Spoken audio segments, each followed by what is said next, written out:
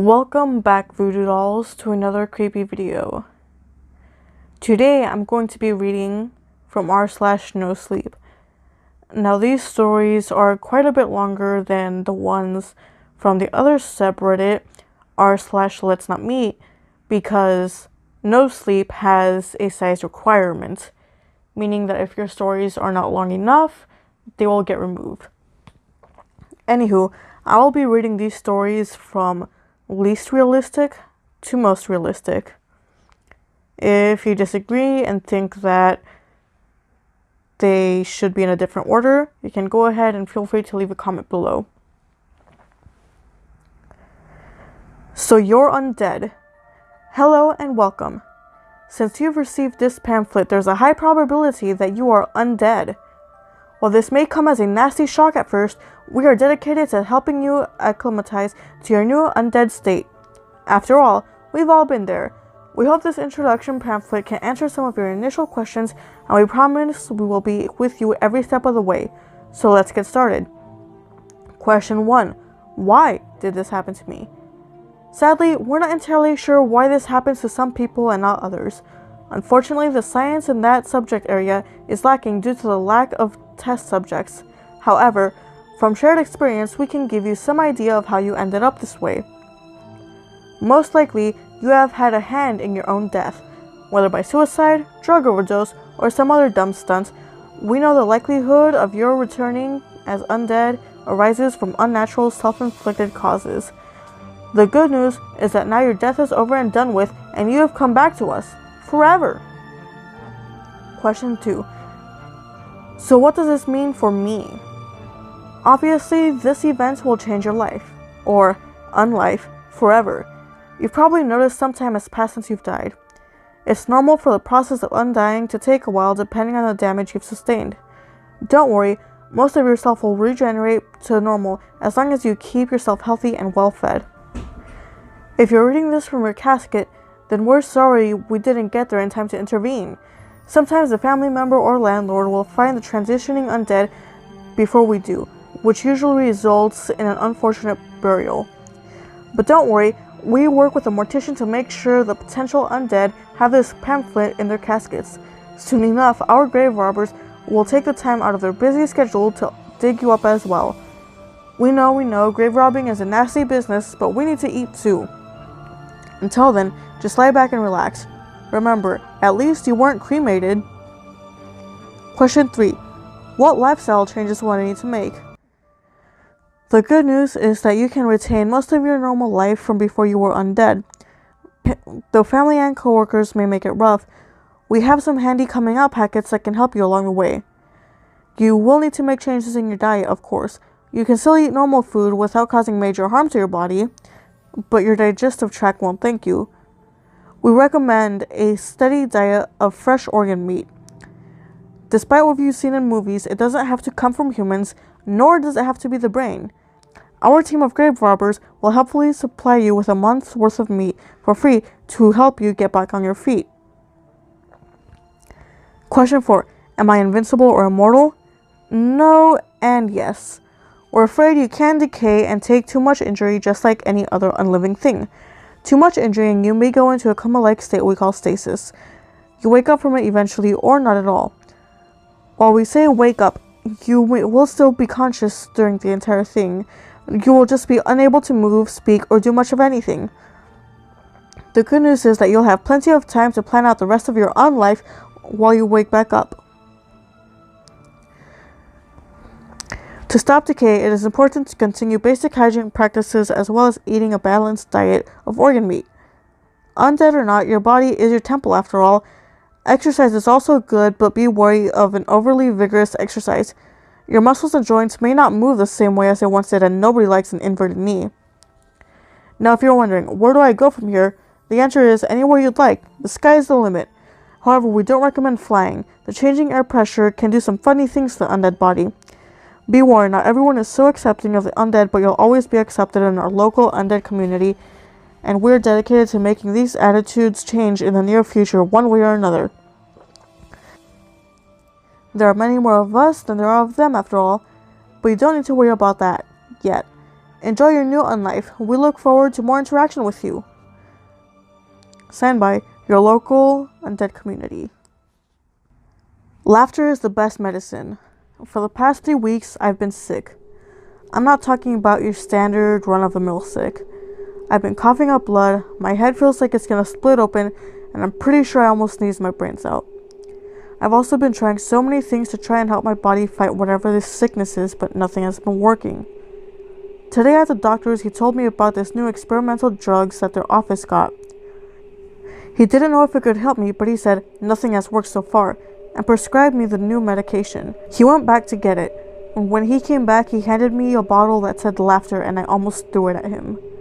I said, ha ha, very funny, but what's the actual medicine? He replied, you're holding it. Take 1 drop every day until you get better. And here, he handed me a notepad. Detail your experience in this. We need to know what side effects this medicine can have. I walked out with my bottle of laughter, and I tried to brush off the feeling that I was being swindled, and I came home.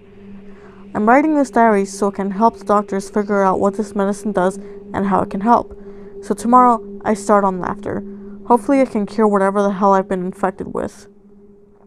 Day 1. I took 1 drop of laughter as the doctor ordered and noticed relatively little difference. I still feel very sick and very stupid. If I had any tips, it would be to add a little flavor to it. This tastes like motor oil. Day 2. Laughter went down the hatch again this morning and had 0 effect on my symptoms. I don't know if this is related to the medicine, but a few times today I heard faint giggles in the distance. It was probably just the kids playing outside. I hope they don't catch whatever I have. I'm barely hanging on as it is, and I don't know how they would handle it. Day 3. Still no sign of me getting better. If I wasn't so sick, I'd go talk to my neighbors about their crazy kids. Their playing and laughing was even louder than yesterday, and it was giving me a headache. I hope this stuff actually works. I don't even know how much longer I can deal with this. Day 4. I did not get good sleep last night. I kept getting woken up by someone laughing. I don't know if this is all in my head or actually happening, but I'm not taking that medicine anymore. It's not helping me feel better at all. If anything, I feel worse than when I started taking it. Once I feel better, I'll bring it back to my doctor and tell him what happened. Day 5. Today was my first day of not taking laughter, and I'm definitely not feeling better. The laughter is becoming constant. It's not going away. I was able to watch TV and drown it out, but it's definitely not coming from outside. It's always there, at the back of my head. Always laughing. Don't know if this is real or not. Day 6. I didn't get any sleep last night because of the constant laughing. It's getting louder every day, and no matter what I do, I can't drown it out. The only sleep I was able to get today was when I slammed my head against the wall and passed out. I came to a huge gash in my head and that damn laughter invading my head. I can't take this anymore.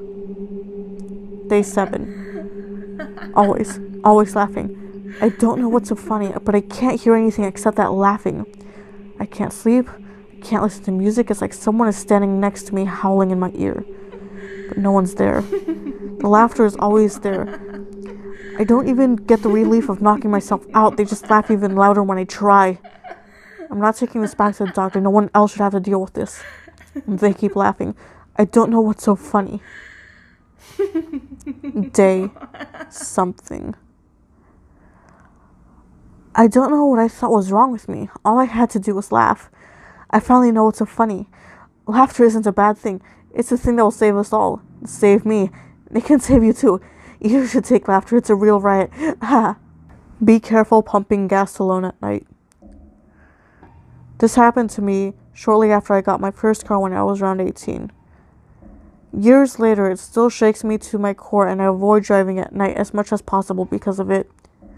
I don't like to talk about it, but I feel like it can serve as a warning to other late-night drivers. The car was a piece of crap 4-door. One of those with the squeaky brakes, roll-down windows where you have to manually lock each door. It was summer and I was working at a mine. The mine was a small town about a 5-hour drive from my hometown. During the work week, I stayed near the mine at my aunt's house, but on my days off I drove home as the town was very small.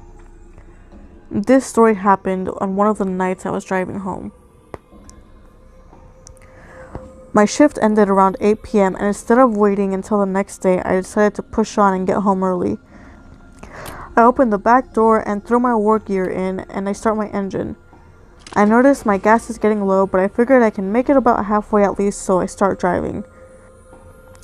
I'm pretty tired, so I decide to blast some tunes and roll my window down for some summer air. My car doesn't have AC, which just adds to my fatigue, but I'm excited to spend some hard-earned money with my friends. At about 11 o'clock or so, the inevitable happens. I see the familiar bright glow of a low fuel light, and I squint my tired eyes as I pull into the next gas station. I want to be back on the roads, so I hop out, swipe my card, and start to pump. I'm finishing up, and I turn to put the nozzle back when I hear over the PA, "Ma'am, your credit card has been declined. Please come inside to pay." The voice startles me as I replace the nozzle.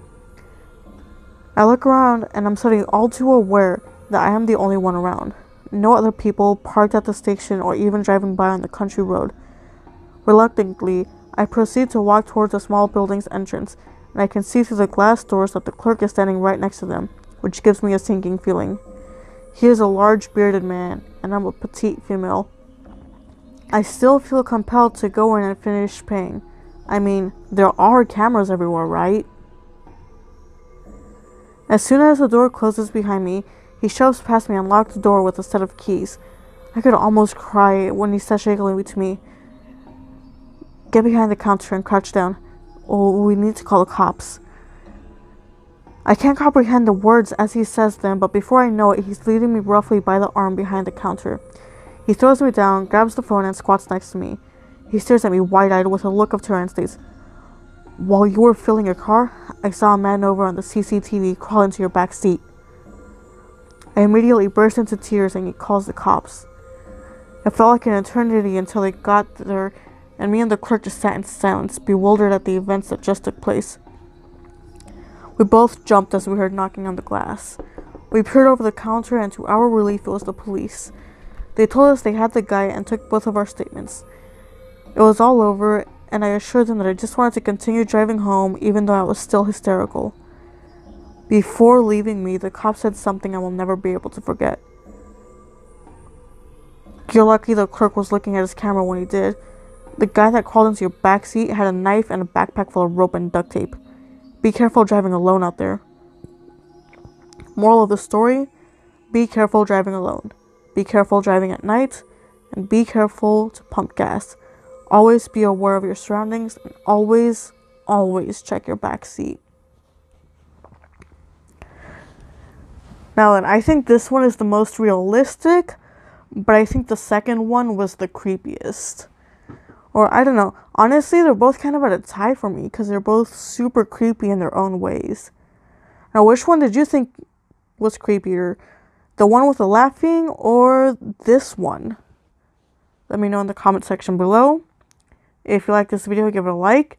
If you want to watch my content continue to improve and get notified whenever I make new content, subscribe, and I will see you all in the next video. Stay creepy.